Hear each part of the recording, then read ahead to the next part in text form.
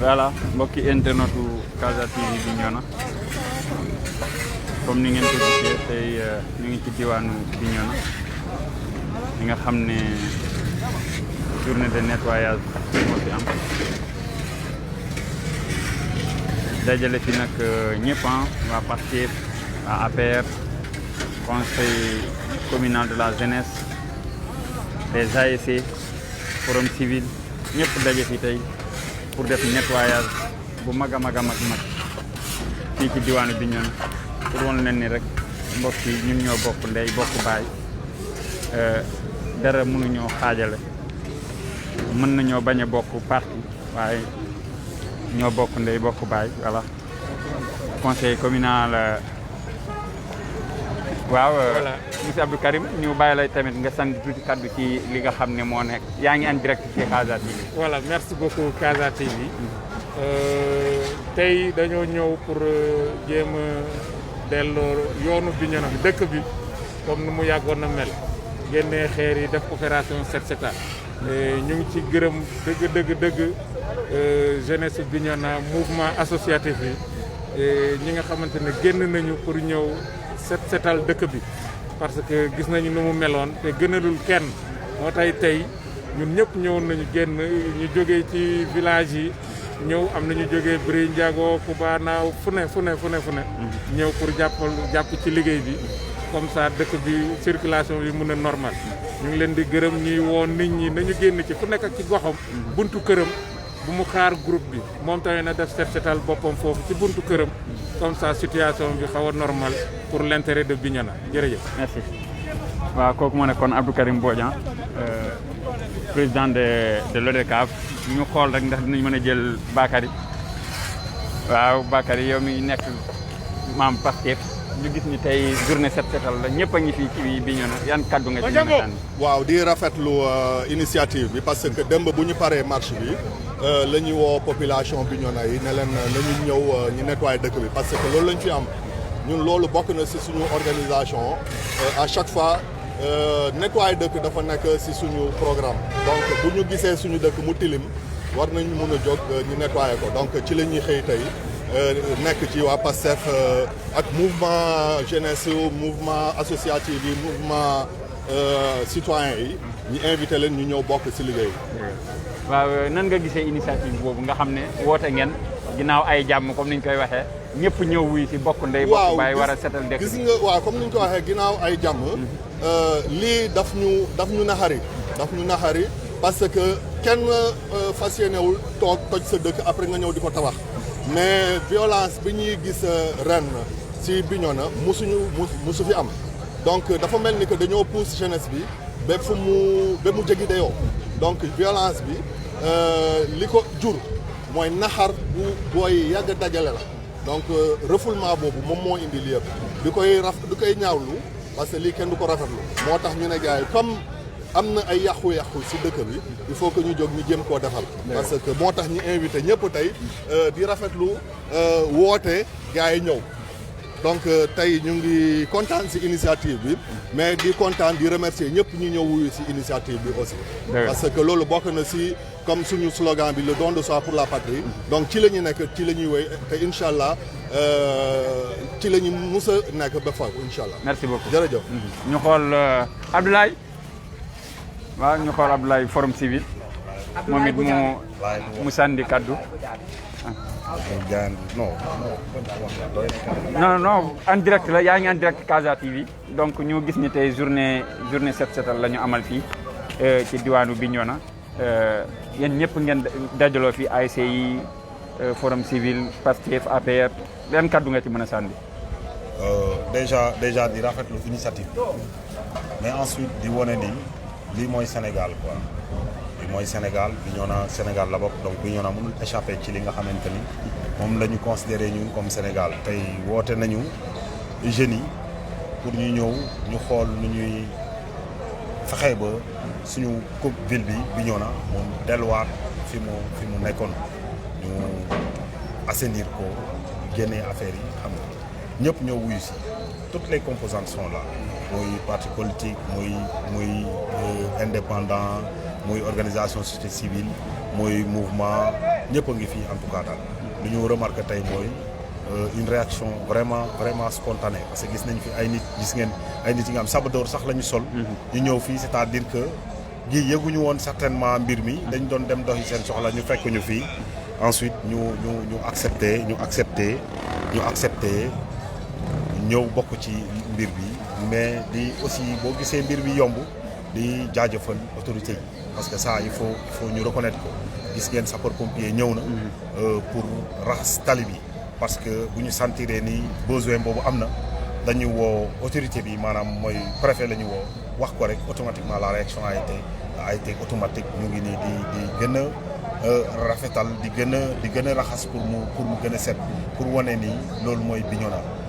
jeunesse bi nangu na ni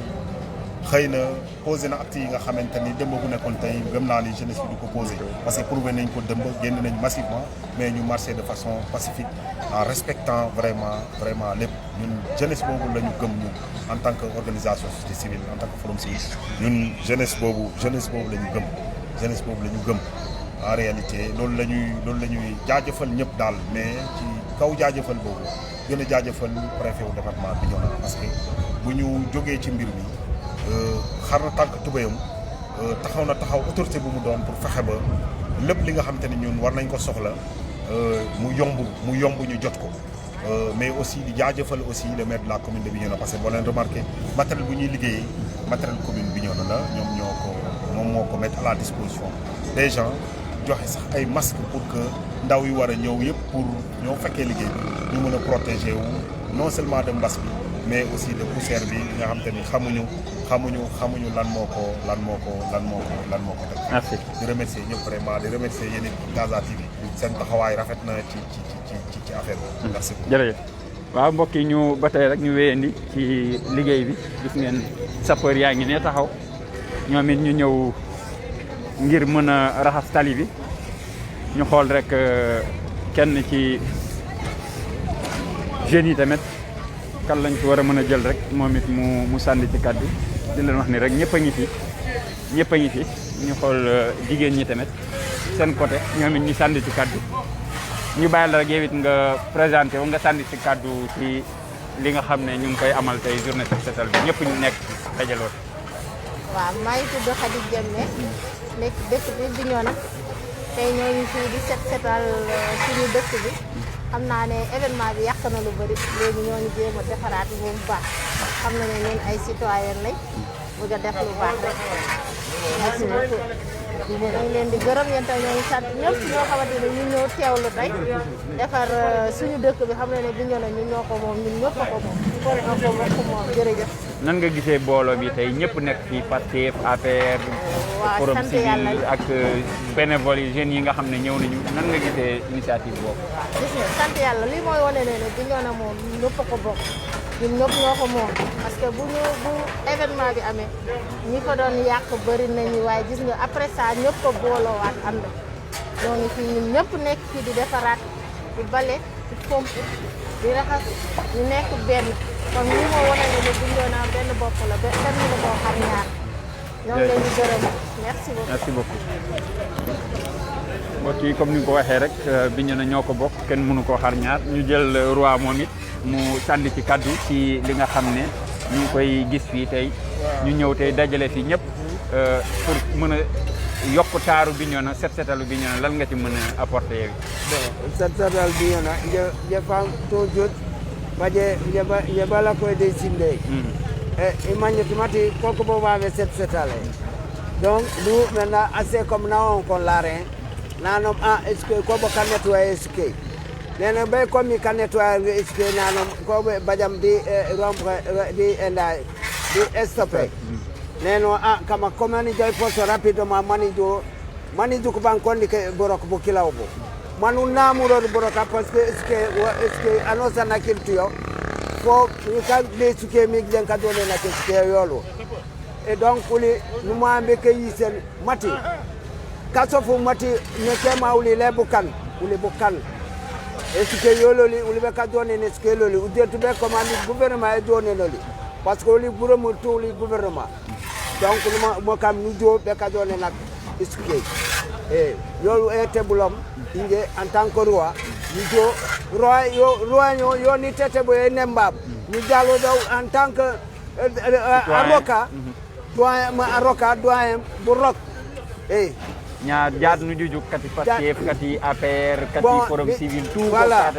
bu nu jike fujuma fakila non fujuma foli fujum fan manje fallite fujum fallite département de Bignona fujum fallite département de Bignona fujum jamora ku bajo département de Bignona donc wani ngole mi lancer to wenam la jeunesse tout la jeunesse e ware ne mobiliser ne mome et chaque quartier de mobiliser ne mome mané rok di endali gohe yoli di kapana koli kano sankudu manku rok kapana koli man bi endai maseta mulenu ne man mula kotom ano no kelurere nane mante kama wafo wabajo kama kukanu tuwa toke kana kusetene esuke yoli yo wani ngole ilance weno la jeunesse est mobilisée tout mejo setene endali esukeli nya nu ngon lu wonki parce que awam en direct Casa TV nu ngon lu won ko tu man ko ngon kuru di ko jo woni mangum mte mangma ni mama man le dirigeant kati ase man ko joom man ko communication ngay di efemanya kano sandi ko puru man ko donen te panakoli man fama sete merci waaw mbokk yi gis ngeen loolu ba tey kii mooy roi du Bois Sacré mooy femme yi ngeen doon gis ci manifestation yi donc kii mooy roi bi moom aussi ñëw na bokk parce que nee na moom da koo dégg nii rek dafa toog këram mu dégg ni ñu ngi setal dëkk bi moom it mu génn def acte de citoyenneté gis ngeen ñu ngi noonu ñëpp a ngi fi di setal di jéem a taaral dëkk bi ay bénévole sax da ngay gis kuy romb sax jékki-jékki rek jël bale commencé di bale moom it di setal comme ñëpp gis ngeen sapeur yi ñoom ñoo nekk ne la di arrosé yoon yi parce que daanaka tali bi dafa ñuul kukk mbedd yi ñuul kukk poussière bu ñuul donc sapeur yi tamit ñu ngi noonu ñëw nañu jàpp ci mbir yi ngir mën a arrosé poussière bi mën a wàññeeku waaw ñu dem tamit xool ndax dinañu mën a jël kenn Abdou Khadre Gassama moom it ñu jël ko Casa TV nan nga gisee yaa ngi en direct Casa TV tey ñu dajale fii ñëpp daanaka ñëpp a ngi fi nan nga gisee initiative boobu. mais sant yàlla di remercier vraiment toute la jeunesse de Bignona donc bu ma waxee la jeunesse de Bignona mooy jeunesse mouvement sportif mooy jeunesse conseil communal de la jeunesse mooy jeunesse association yi mais mooy jeunesse aussi parti politique ñu ko ci gañ tous les partis politiques confondus ñu doon initiative rafet lu ñu dundee ces quelques jours yu weesu ay incidents yu métti ñu profité seen antenne di jaale ñi nga xamante ne ñoom la seen bakkan rot di ñaan yàlla xare leen àjjana mais particulièrement ndaw yi nga xamante ne ñoom ñoo daanu ci commune Bignona mooy profité si seen antenne vraiment di incliner à leur mémoire di leen ñaanal yàlla pour que mu xare leen àjjana donc di wax ni mbooloo bi fi nekk ñu gis si jeunesse Bignona lii mooy citoyenneté di la jeunesse soxla waaw jeunesse day taxaw jeunesse doit être debout pour laaj ñu restaurer démocratie waaye une jeunesse dafa war a taxaw aussi doit être debout pour le développement de sa localité donc je pense que dañuy sant jeunesse Bignona di am fierté n'est-ce pas bokk ci jeunesse Bignona. Merci. jërëjëf waaw mbokk yi comme ni ñu ko déggandoo rek jeunesse bi mooy suñu espoir bu ëllëg di lay profité tamit di jaale ñi nga xam ni jot nañoo faatu ci mbir mi di leen wax ni tamit kii di Cheikh Ibrahima Coly tey lañ koy rob bu soobee yàlla tey lañ koy jébbal boromam ay 17h incha allah ba tey mën nga ci sànni sax sa kaddu da ngay sànni kaddu rek da ngay présenté wu nga sànni ci kaddu ci initiative bi nga xam ne moom la ñu nekk di amal nii. waaw maa ngi tudd Abdou Sonko. membre CDODCAV. waaw nga gis tey ñëpp a ngi fi ASC yi conseil communal de la jeunesse parti politique yi forum civil nan nga gisee initiative boobu ak taxawaay boobu. waaw loolu rek am solo mooy li nga lim quoi ñëpp a ngi fi. parce que soo limee rek xëy na di nga juum. dëgg la te tey moom ñëpp a ngi fi. li ëpp solo mooy que ne li ñuy def nii ñu ngi waroon def la ñu ngi koy def te xaaruñu ci kenn parce que dëkk bi moom ñun ñëpp a ko bokk amul parti bi amul parti bi ñun ñëpp a bokk di ngeen loolu rek a ci am solo. jërëjëf jërëjëf. waaw kon ñu jàll ci ñeneen rek ñu xool yaakaar naa Bakary la seen waaw Bakary yow it ñu jël la nga sànni ci kaddu rek comme yaa ngi en direct Casa TV donc gis nañu tey ñëpp a ngi fi daanaka ñëpp a ngi fi Bignona ngir mën a delloo Bignona ni mu meloon lan nga ci mën a sànni. waaw sant yàlla sëñ Diallo sant yàlla kontaan ci jeunesse Bignona parce que wane nañ encore une fois que seen responsabilité que ay nit yu responsable lañ nit ñu bëgg seen réew lañ nit ñu bëgg Sénégal lañ nit ñu bëgg seen diwaan la bi nekk Bignona donc gannaaw ba lépp commencé di rentrer dans l'ordre tey jeunesse bi yëpp a génn doo xam ku bokk parti bi wala ku bokk fee wala ku bokk société civile forum civil et cetera donc sous l'initiative du forum civil ñëpp génn si nañ conseil communal de la jeunesse et cetera donc waa Bignona képp kuy jeune rek ñëw nañ pour delloowaat ville bi ni mu meloon ca njëlbeen balaa xeex bi di commencé voilà donc tey kon sant yàlla bu baax a baax te ñu ñaan rek yàlla sunu borom autorités yi comprendre message su jeunesse bi ndax jeunesse bee génnoon jeunesse su Sénégal du jeunesse su Pastef wala jeunesse su APR wala non jeunesse su Sénégal ñoo génnoon di wane seen ras-le-bol et qu'on pense que ni comme président bi ni mu ko waxee ni comprendre na message su jeunesse bi dina ci waslu ak taxaw ci bu baax ngir réew mi nekkaat ci dal. tey jeunesse boobu sax moo ñëwaat di delloowaat dëkk bi ni mu meloon. waaw dëgg la daal mooy li ma doon wax rek ca njëlbeen même jeunesse boobu ñoo dellu si waat tey nekk di nettoyer yoon yi delloowaat yëf yi ba comme ni ma waxee rek su gënul yànj na mu meloon balaa ñoo tàmbalee jaamaarloo gi mais au moins na melaat ni na mu meloon avant jaamaarloo yi di tàmbale moo tax même jeunesse boobu ñëpp a génn. mag ak ndaw grand yi ñëpp a génn ñëpp génn nañ ñëw ku mënul liggéey tamit yaa ngi indi ndox di séddale ku mënul indi ndox ak nangam yónnee nga sa contribution ne gars yi jël leen lii yokku ci si liggéey bi waa garage Jakarta maa ni ñëpp génn nañ ku nekk def na ci participation pour liggéey bii nii mën a antu ngir Bignona delluwaat fa mu nekkoon setaat jàmm dellu si ñu nekk ci dal ku nekk mën a continuer waat activité am ba mu nekkoon. merci beaucoup jërëjëf. waaw ñu jël la yow it en tant que jeune nga mën a sànni sa kaddu ci mbir mi nga xam ne mu ngi am Bignona. voilà nuyu naa leen. yaa ngi en direct Casa TV. voilà c'est Thierno Amath Kane. voilà maa ngi leen di xoolal liggéey bu ñu entamé nag c'est juste pour defaraat. waaw mën naa ne defaraat mais au fait benn message laay lancé rek mooy nañu tappewaat xol yi ñu xam ne Sénégal du waa APR. Sénégal du waa Pastef Sénégal Sénégalu ñëpp la donc maa ngi lancé un appel citoyen à toute la jeunesse sénégalaise nga xam ne léegi ñëpp nañ ñëw ñu jàppaat ci liggéey parce que lii c'est reconstruire te ku déglu discours ñaari leaders yi démb mais xam ne ñoom ñëpp lu ñu woote jàmm te dañuy jël rek toppaat suñu sëriñ lu ñu wax tamit mooy jàmm la ñu woote kon Sénégal benn la kenn mënu ko xar ñaar dañu tappaat xol yi ñëpp mën a dellu seen liggéey jërëjëf. merci beaucoup. waaw ba tey ñu poursuivre rek ñu jël soxna si moom it mu sànni ci ay kaddu rek ci li nga xam ni ñu ngi koy amal fii Bignona ci nettoyage bu mag bi nga sànni ci kaddu rek yooyu. waaw dañoo ñëw en tant que citoyen doom Bignona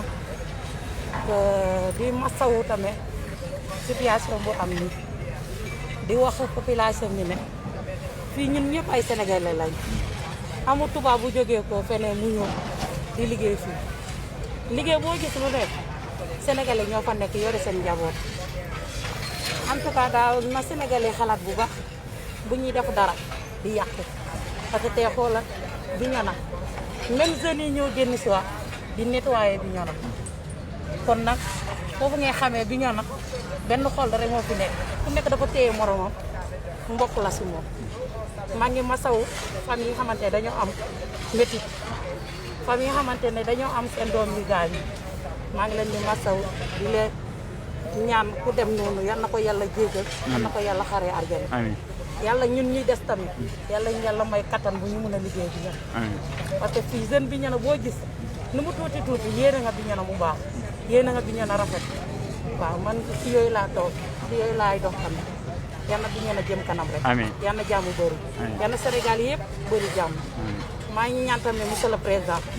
muy Macky Sall nii dafa am lu xamante ne jarul liggante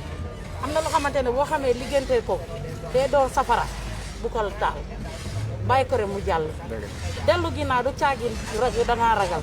dellu ginnaaw sa population moo tax nga dellu ginnaaw te yàlla nga yàgg di dellu ginnaaw si lu métti lu nekk parce que yonente bi si boppam yor na lu métti te muñ na ko kon bu ko yàlla defee nag yow mii tey yow yaay falu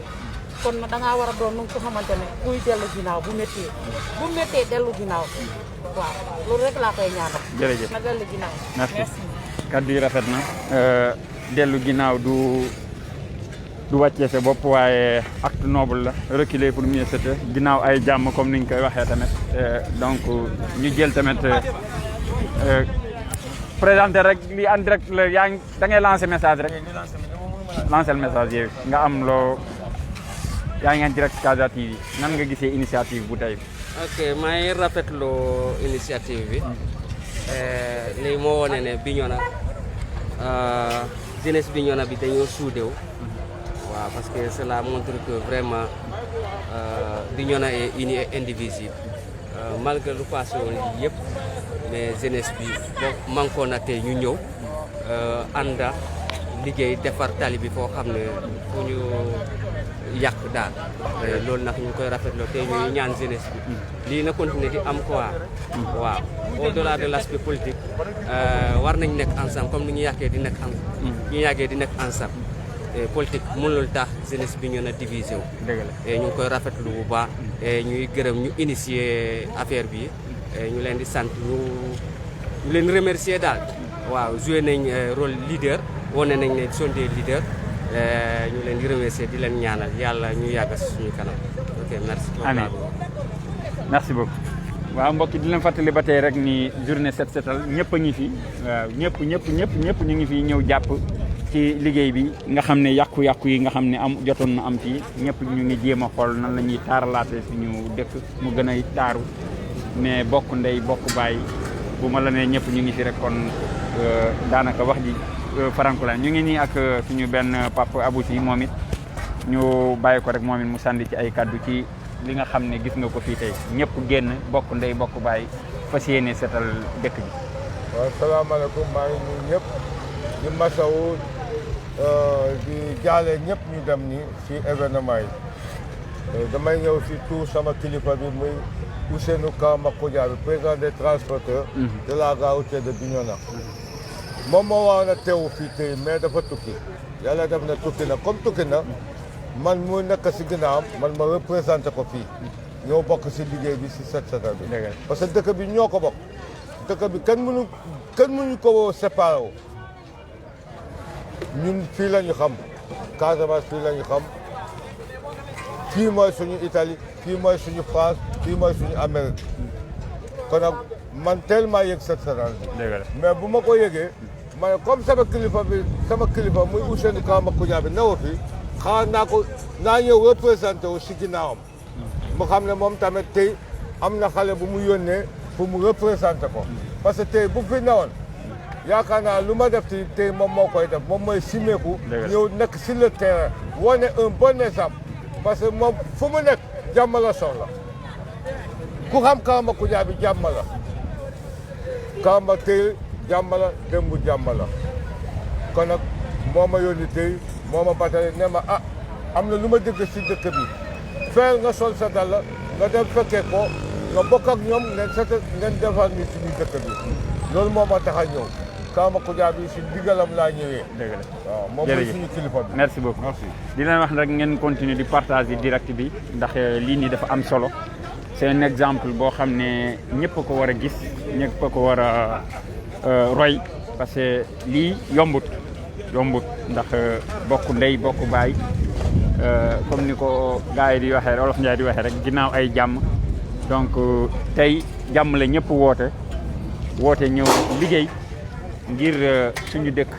li ko jëmale kanam te di ñaan yàlla na fi yem bu mu amati ba ilaa yawmi diin di ñaan tamit ci autorités yi nga xam ne ñoom lañ dénk réew mi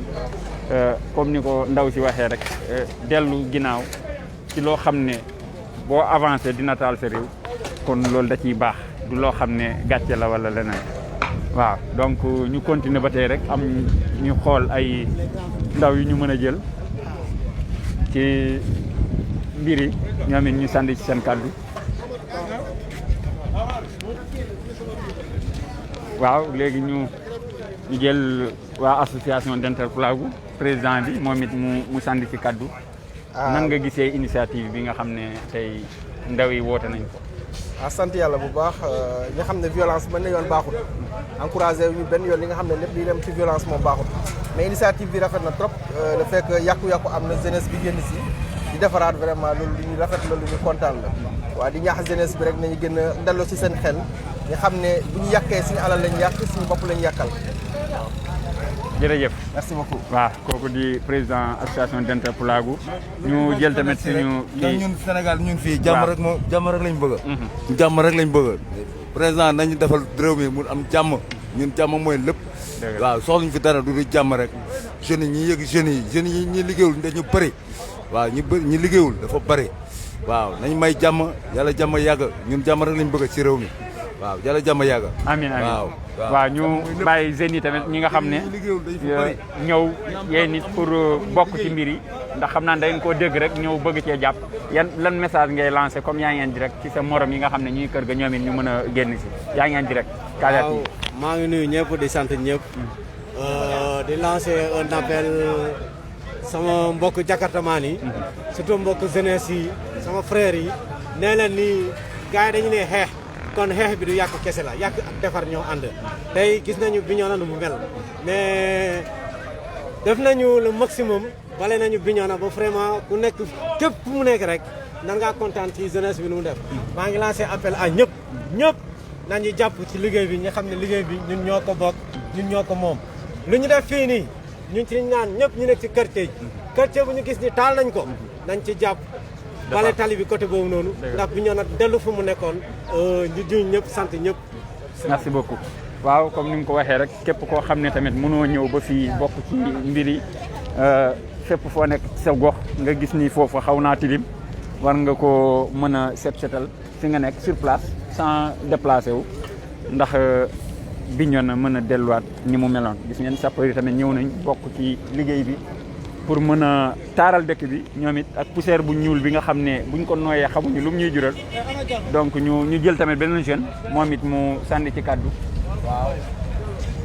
asalaamaaleykum gars maa ngi leen di sant di leen gërëm di rafetlu encore une fois initiative bu rafet bii nii bi nga xam te ni jeune Bignona yi jël nañ ko ginnaaw bu ñuy xeexee lu ñu xam ne carrément moo leen métti carrément te xam nga rek mu jóge si kaw xeex yi bëri na fii yàq xaw na bëri mais tey c'est les mêmes jeunes encore ñoo ñëwaat encore génnaat massivement comprendre nga pour réparer encore grand problème boobu noonu yàqu-yàqu boobu noonu balewaat tali bi delluwaat lépp nu mu kon nu mu meloon ñu rafetlu encore une fois initiative ak message président Macky Sall bi nga xam ne booy jóg na wax indi apaisement si dëkk bi ak aussi le président Ousmane Sonko bi nga xam te ne wax na dëmb wax ak jeunes yi jusqu'à ce que le calme bi dellu si waat jàmm ji dellu si waat ndax jàmm loolu la ñuy ñaan ñun yëpp ndax si jàmm lañ mën a amee lépp lu ñu bëgg mun ñu am lenn lu ñu bëgg booy gaañ sans tag jàmm amul gis ngeen fii loolu mu am fii ba léegi dafa mel ni daanaka lépp a taxaw marché yi suñu yaay jaay ñu garage oto dawul activité yi lépp a taxaw économiquement suuf lañu comprendre nga te loolu tamit booy gaan li nga xam te ne booy gaan bokk na si lu ñu tardé te ñu koy ñaan yàlla mu yem si lii bu mu amaat si dëkk bi waaw ñu ñaan maa ngi kontaan encore si jeune la jeunesse consciente ici présente ñi nga xam te ne ñoo lañ jàpp si combat bi si setal bi si raxas ba mu set ñu ñaan encore une fois ñi nga xam tamit ñu ngi si yeneen gox yi wala yeneen quartier yi ñi nga xam ne seen koñ bu xawee tilim bëri ay xeer wala pënu ñu fa làkk ñu leen di woo encore une fois ñoom tam ñu génn bale foofu noonu nettoyé foofu noonu ba xam nga mu delluwaat comme nu mu meloon quoi maa ngi passe antenne bi sama xarit sama. léegi dañuy avancer ak ñoom comme ñu ngi dem côté marché donc ñu avancer ak ñoom bàyyi ko foofu ñu ngi avancer ak ñoom di leen topp comme ñu ngi dem côté marché ginnaaw bi ñu setalee côté stop bi. donc mbooloo maa ngi dem côté marché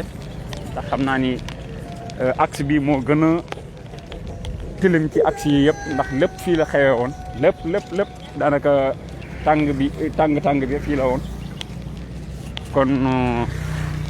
baax na ci ñu taaral delloo dëkk bi ni mu meloon ndax lii acte bu noble la di lancer appel tamit comme ñi ngi ko waxee rek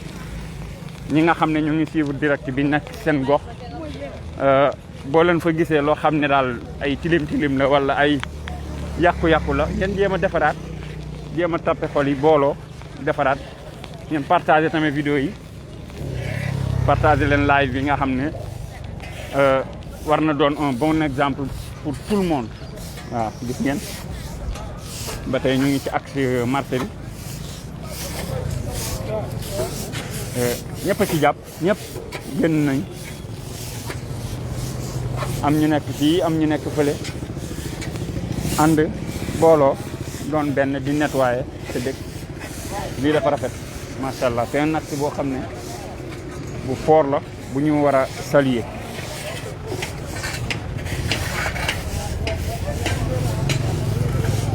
voilà même les agents de la Sénélec ñu ngi fi bokk ci nettoyage bi donc ñu jël ko moom it nga sànni ci kaddu en tant que agent de la Sénélec yow it tey nga ñëw bokk ci set setal bi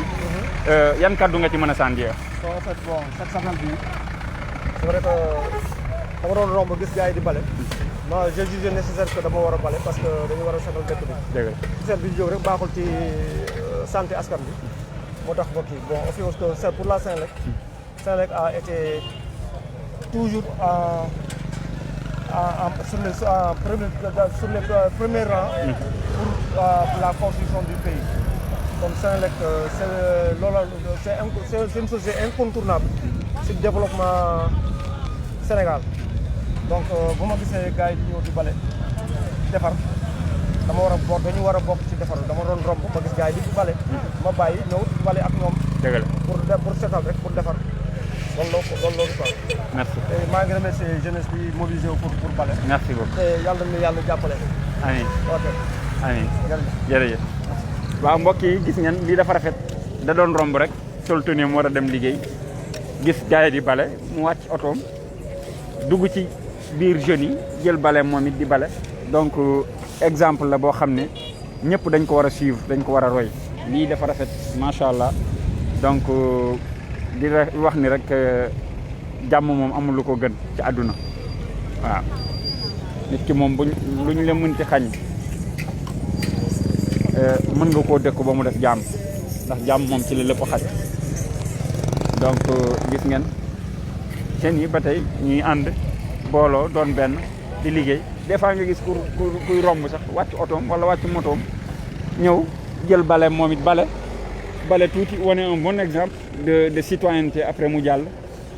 donc loolu c'est des actes forts c'est des actes yoo xam ne c'est à saluer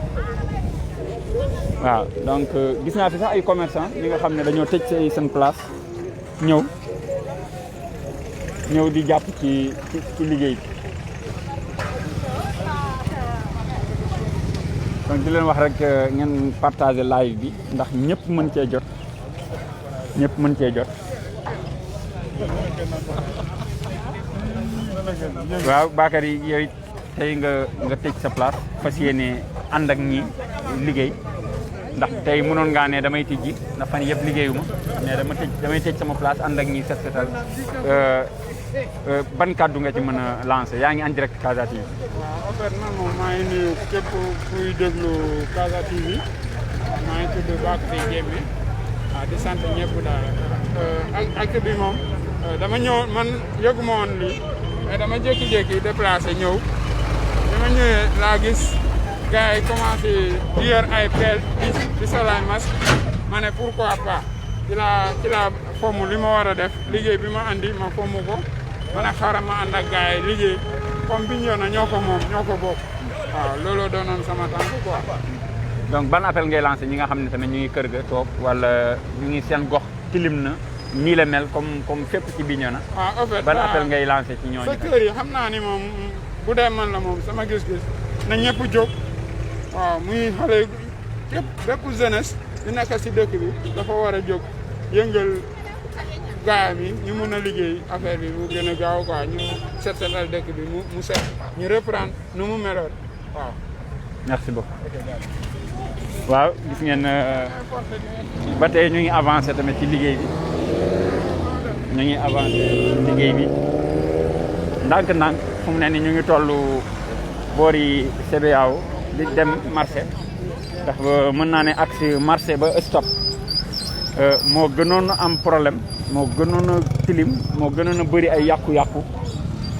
donc ñu ngi noonu di poursuivre bénévolement ñëpp a ci jàpp di poursuivre les gis ngeen dafa rafet am ñi nga xam ne ñooñu dañoo yor ay ndox di ko séddale lépp ci la bokk ku mënta ñëw bokk ci liggéey bi rek yow it sa poche génne nga dara sa poche joxe pour ñu mën a jënd ndox nit ñi mën a naan ñi nga xam ne ñu ngi sur le terrain mën a naan donc lii mbokk yi lii moo xew fii ci diwaanu Bignona di leen ko fàttali rek ni ñëpp a ngi fi ñëpp toute la jeunesse toutes les partis politiques forum civil tous les ASC ñëpp ñu ngi fi tey fas yéene delloo dëkk bi ni meloon gis ngeen ba tey ñu ngi nii di wéy di dem ñu ngi marché nii ñuy marché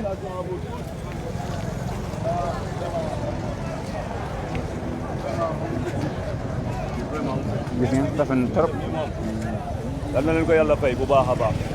parce que lii njëriñ la ci société bi lii lu baax la bu ñu defulee lii ñu amulee ñu jóg taxaw defaat ci yoon bi fii feebar yi poussière bi nit ñi dañ koy inhalé te baaxul ci société bi lii rafet na trop yan miy jóg nii di taxaw ci di dimbali njaboot gi fii yal na leen yàlla fay rafet na man de sama baat daal du ma ci sori yal na leen ko yàlla delloo bu baax jërëjëf waaw merci beaucoup waaw ñu wéyandi rek ñi nga xam ne tamit ay appréciation lañ ciy jéem a joxe ndax wax dëgg yàlla lii moom acte bu noble la acte bu fort acte bu rafet acte boo xam ne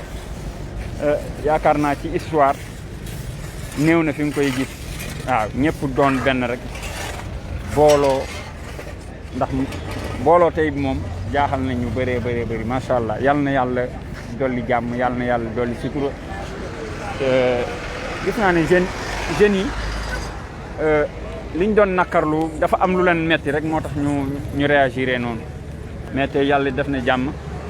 ba ñoom encore ñoo bénévolement di liggéey ngir jëmale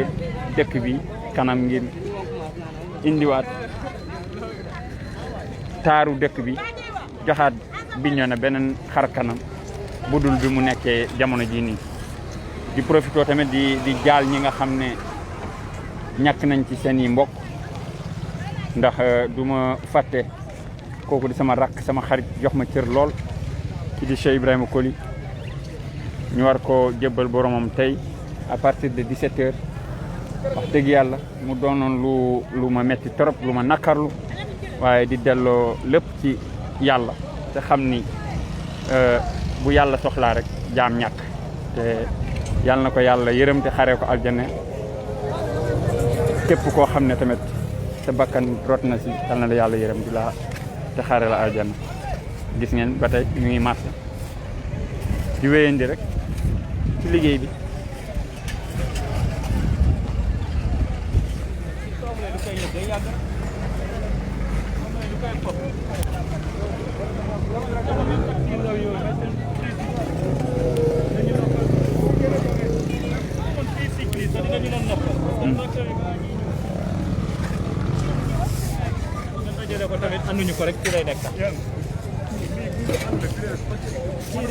donc yow ñu bàyyil rek nga sandi kaddu nga présenté wu d'abord après nga sandi ci kaddu ci li nga xam ne moo am nii. lii de maa ngi tudd Abdou Dieng Ba di dëkk si gox bi dëkk Bignona fii vraiment di rafetal initiative bi mel nii dëkk bi ñoo ko moom kay bu xasee ba jaxasoo bu roon bee war nañ ko mën a defaraat rek man loolu laa am lu ma sandi parce que lu may wax moom bëriwul moom. waaw tey jeunesse bi yëpp dajaloo na fii ñëpp mënoo xam ne kii fii la bokk fii la bokk loolu mooy Bignona daal waaw vraiment maa ngi rafetalu loolu trop parce que Bignona ñoo bokk ndey ak baay waaw vraiment kontaan naa yow tam sa liggéey bi vraiment gis nañ ko si dëkk bi waaw loolu la yàlla jàppale rek incha allah amiin wane am sax jërëjëf waaw ba tey gis ngeen kooku ndaw la boo xam ni ci conseil départemental lay liggéey conseil départemental lay liggéey moom it doon ci sànni kàddoom ba tey daal ñu ngi noonu romb nañu marché daanaka nettoyé nañ ko ba mu set wi di jàll rek nii lañ koy jëlee rek xam naa ni topp axe bi rek jaaree ko Médina Plateau ba jëlaat rond-point ne ànd ak gaay rek ñii di bale rek ñii di tondi ñii di séddale ndox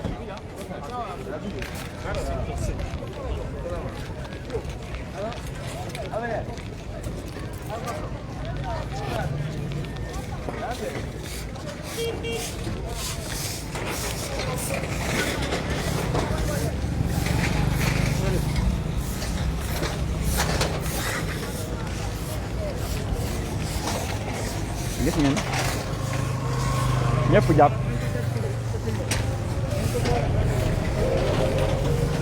dañu wax ne rek ñu ngi juste en face station Apidi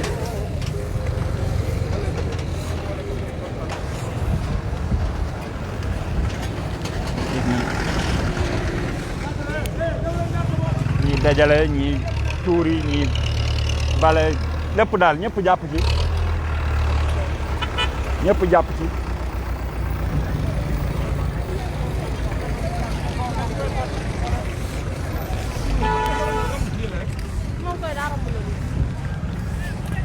Aliou ñu gis ni yow ci ASC yi nga bokk te nga génn si ñëw ngir mën a seetal dëkk bi yan kaddu ngay lancé pour jeunesse bi nga xam ni moo ñu toog gaa ngeen def Casa TV. waaw ñun daal man maa ngi tudd Abibou Diédhiou bokk ci ASC animation di ndaw Bignona nekk jeune Bignona ñëw moom fi sax ci turu ASC dama yeewu gisuma si di dox gis fekk gars yi di manifester di nettoyer ma dem gaare sama moto mais dama ñëw joxe sama participation parce que lii am na ba pare dëkk bi salte na malheureusement nag neexut a wax ñun ñoo doon sànni xeer ñun ñoo doon taal pneu nettoyer amee duñu xaar keneen ku jógee feneen ñoo nettoyer ñun ñoo nar a ñëw góorgóorlu nettoyer suñu dëkk may lancé appel jeunes yëpp ku nekk gox bi nga def nga góorgóorlu def set fexe foofu mu set waaw góorgóorlu fexe foofu mu set parce que nag sooy réclamer say droit day fekk tam su amee say devoir nga def ko sa warugar nga def ko ba pare mu soog a mën a réclamer say droit au moins soo ko defee ki ngay réclamer sax dina xam ne ah kii de am na fulla am na jom bëgg na dara pour dëkkam loolu rek a tax ñu jóg pour jàpp ci setal bi ñu mën a setal suñu dëkk bi. jërëjëf merci beaucoup. ah kaddu yi rafet na ndax li mu wax benn message la bu fort boo xam ne moom laa ci gën a retenir mooy balaa ngay kaas say droit il faut ngay def sa devoir ba pare ndax loolu am solo boo defee sa devoir ba pare moom droit bu la neex kaasal ndax yaa ko moom yaa ko yellool waaw kon boog loolu message bu fort la boo xam ne joxe na ko pour ndaw ñi donc lii mooy devoir de citoyenneté donc dañoo war a jàpp ñun ñëpp ñu def ko bu ñu paree nag su boobaa suñu devoir suñuy droit ñu mën koo kaas donc ñu noonu